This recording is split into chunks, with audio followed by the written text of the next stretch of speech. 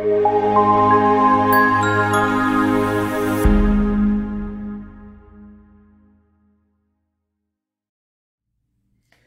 and welcome. Dr. Andy Rosenfarb here today. We're going to talk this afternoon, or whenever you're watching this, about oxidation and reduction. Now, if you've been following us, you'll know that over the last month or so, we've been putting a lot of energy into focusing our conversation onto oxidative stress, free radical damage, and talking about reactive oxygen species and how hydrogen therapy and antioxidant can support the system. So now I want to talk about the other side of that and actually compare and contrast oxidation and reduction as they work together.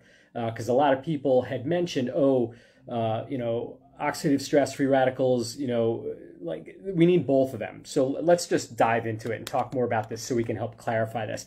The other thing we're going to talk about is how when you're too reduced, right? We know that oxidative stress can cause health issues if there's too much reactive oxygen species and too much free radicals in the body. We can have health issues that arise of that. We can also have health issues arise if there's too little reactive oxygen species. I'm going to talk about that, and specifically the 5 main disease processes that can arise as a result of being hyper-reduced. So let's move forward. So oxidation and reduction, they're both fundamental chemical processes that involve the transfer of electrons between atoms and molecules. Okay, so it's this transfer. Oxidation reduction is this transfer of electrons. And again, we're kind of going back to biochemistry here, but it's a little scientific, but I'm going to make this pretty easy for you guys to understand. So these processes are central to many chemical reactions and are often referred to as redox reactions. Again, redox, red from reduction, and ox from oxidation, so hence redox. So oxidation, again, this is a review, is a process where an atom, an ion, or a molecule loses electrons. During oxidation, there is an increase in oxidation state or positive charge of the species involved. So again, this is a reactive oxygen species where there is a loss of electrons that creates a free radical.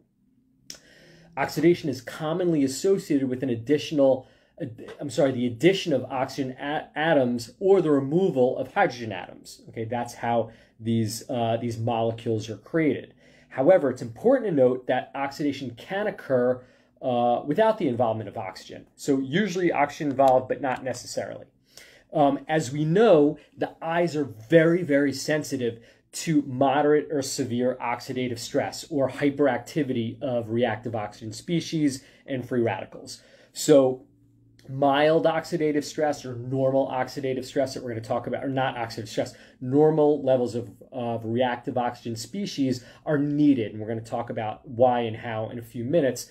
But the idea here is that we need a certain amount. We just don't want them to be excess. And again, just for those of you guys who are watching, yes, these are specific for eye conditions. We're talking about eye stuff, but this really goes for most neurological conditions and neurodegenerative and neurovascular issues.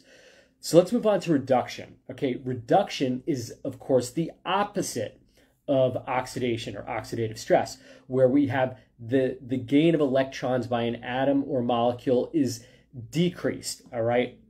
So we have a negative charge where there was a gain of an electron with reduction, where there was a loss of an electron with oxidation.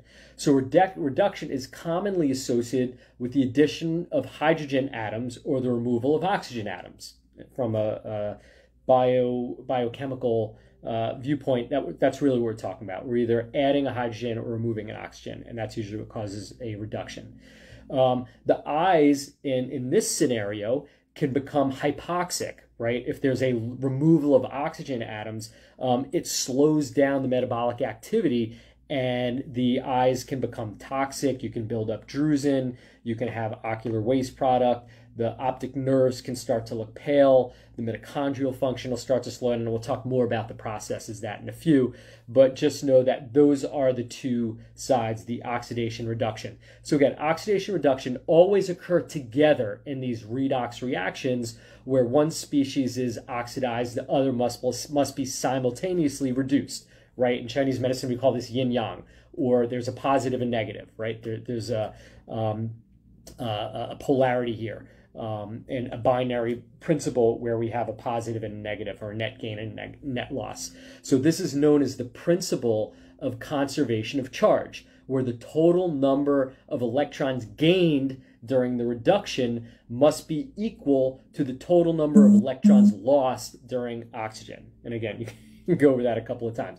So in summary, oxidation involves the loss of electrons, while reduction involves the net gain of electrons. Together they form the redox reactions, which play a vital role for chemical and biological processes. A balanced redox state is needed to support overall health, and specific to this conversation, overall eye wellness and good vision. So that's oxidation reduction. The next thing I want to talk to you guys about is the 5 main health issues that can rise as a result of hyperreduction. All right, where we have this this gain of electron when there's this hyper-reduced state. So while reduction reactions play important roles in various biochemical processes, excessive reduction or over-reduction or hyper-reduction can lead to certain health issues. And the following are a few examples of that. Number 1, we have a decrease in cellular metabolism, right? We know metabolism means the burning and creation of energy. So we're basically taking oxygen and glucose and burning that, and that creates ATP energy. So that process becomes reduced. The reduction reactions are involved in cellular energy production and metabolic processes. Excessive reduction can disrupt the balance of cellular redox reactions, leading to decreased metabolic activity and reduced energy output. So again, less ATP, you're going to feel fatigue, you're going to be tired, you're going to be dragging. It results in symptoms such as fatigue, decreased physical performance, and just overall sluggishness. So that's the first one. The second factor or disease process that can arise is impaired immune function. Okay, proper immune function relies on a balanced redox environment. So excessive reduction can interfere with the normal functioning of immune cells, compromising their ability to respond effectively to viruses, pathogens, bacteria, fungus, yeast, all these microbes. This can lead to increased susceptibility to infection in an overall weakened immune system. So a reduced state means that you're more susceptible not only to infections, but also cancer, right? That's why the cancer treatments are oxidative. And we know that, right? So if we use things like chemotherapy and radiation to treat cancer, those are some of the most oxidative treatments around. It's very, very oxidative, chemo and radiation. Even if we go into the natural treatments for cancer, like ozone and hydrogen peroxide therapy, those two are very, very oxidative. So whether you're talking about conventional medicine to treat cancer or alternative medicine, the overall idea for those are very, very hyperoxidative treatments. And the reason those treatments are used and often quite successful is because they help amp up the oxidative capacity of the body that it's not having due to a hyper reduced state of the body, where the immune system is kind of crashed out and it's simply not going after the cancer cells and destroying them. So that's the immune system. And again, you're also more susceptible to infections, and your body can't deal. You may get things like shingles, or you may get more susceptible to Lyme disease, Epstein-Barr, fungal infections, yeast infections, so on and so forth. So that's the second. The third overall health scenario that can happen is quite simply an oxidative stress imbalance, just meaning the body doesn't have enough oxidation going on, where the redox balance, again, is crucial for maintaining optimal cellular function. Okay, excessive reduction can disrupt this balance, leading to imbalance between oxidants and antioxidants. Remember, we need both. We need both a nice balance of oxidants and antioxidants. This can result in a condition known as reductive stress, right? We always talked about oxidative stress or hyperoxidation. Now we're talking about reductive stress as opposed to oxidative stress. where there is an insufficient amount of ROS, reactive oxygen species, and there's a decreased ability to neutralize them. Okay, so the reductive stress can have a detrimental effects similar to oxidative stress, including cell damage, inflammation. You can get inflammation from reductive stress and the development of various diseases. We're going to talk a little bit more about those. So that's the third. So this idea of reductive stress. So number 4 is impaired signal pathways. And what do I mean by that? Glad you asked. So the redox reaction play a vital role in cellular signaling pathways specifically. These regulate important processes such as gene expression, cell proliferation, and apoptosis, which is programmed cell death. Excessive reduction or reductive stress can disrupt these signaling pathways, leading to excessive cell growth, cancer cell growth, benign or metastatic. And a lot of you guys who are creeping up, or you're over age 50, you may start to see you get like these skin tags around. You start to get these, it'll show up in our skin first and foremost. You start to get these little growths, right, on your skin, and that's usually one of the first places you can see that. Again, those can be due to too much oxidative stress or too much reductive stress. And how do we know? There's ways to test, and you guessed it. The next session we're going to do is going to talk about how do we test for these. So, which is the next thing coming. So hang with me, guys. So again, excessive reduction can disrupt these signaling pathways, leading to these overgrowth of cells, impaired cell death, right? We need to destroy sick cells, damaged cells, and cancer cells, and potentially contributing to this overall proliferation of cancer cells. Again, whether they're benign or metastatic, we know that cancer is no bueno. And so the next step would be, again, to use oxidative therapies to help amp up the body's reactive oxygen species so they can go and attack and destroy these cells. In ophthalmology, what that looks like is either cancer of the eye. You can get benign or metastatic tumors. You can have overgrowths. You can have things like epiretinal membranes. You can have fluid accumulation. A lot of cases of glaucoma. Primary open-angle glaucoma and normal tension glaucoma are often, a lot of my patients have this reductive stress going on. So we want to increase the metabolism. Sometimes we see even cases of cystoid macular edema, certainly things with optic nerve atrophy, where there's a hypometabolic activity, where the optic nerves are pale, and there's just an accumulation of waste in the eye. Even some cases of RP, we always say, oh, it's oxidative stress. That's not fully true, because especially as we age, or if there's a weakened immune capacity, we can't just say that for sure without checking people, right? We want to actually test, because again, why? Because a lot of the symptoms, right, the presentation of symptoms can look the same if somebody has they're super oxidized or they're super reduced, right? They have reductive stress or oxidative stress. The symptoms, you can still lose vision from both, lose brain function. You can have heart attacks, you can get cancer. So the disease processes can look the same. So what I'm saying here is you can't base the underlying metabolic hyperactivity or hypoactivity just based on disease processes or symptoms. I know that's a mouthful. Go back and, if you need to watch this again, we'll be reviewing this again as we move forward. So that's the impaired signaling pathways, which is the fourth mechanism that can cause health issues. The fifth and final health scenario that can arise due to reductive stress, we kind of alluded to it earlier, is mitochondrial dysfunction. Now, again, the mitochondria are responsible for cellular energy production, ATP. In Chinese medicine, we call that qi. Traditional Japanese medicine and Korean medicine, they call that ki, right? This is the life force energy that's produced from our cells and from our metabolic activity. Again, ATP energy.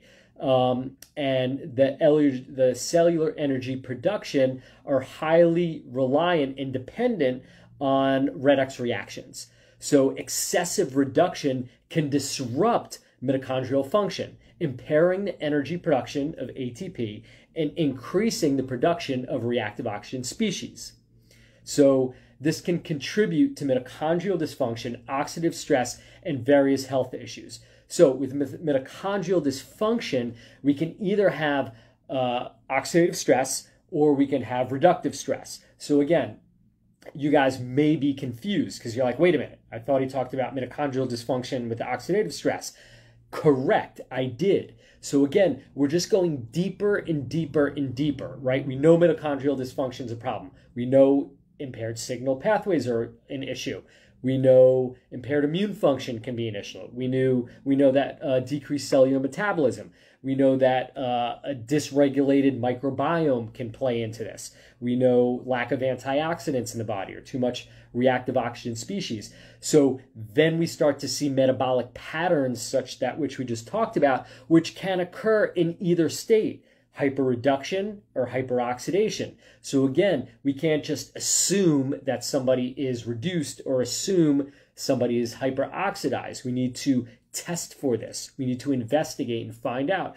Can we try it blindly and see? Sure. How would we know? You use antioxidants. People who are reduced are going to feel like crap on antioxidants. They're going to feel worse. Okay, their symptoms are going to get worse.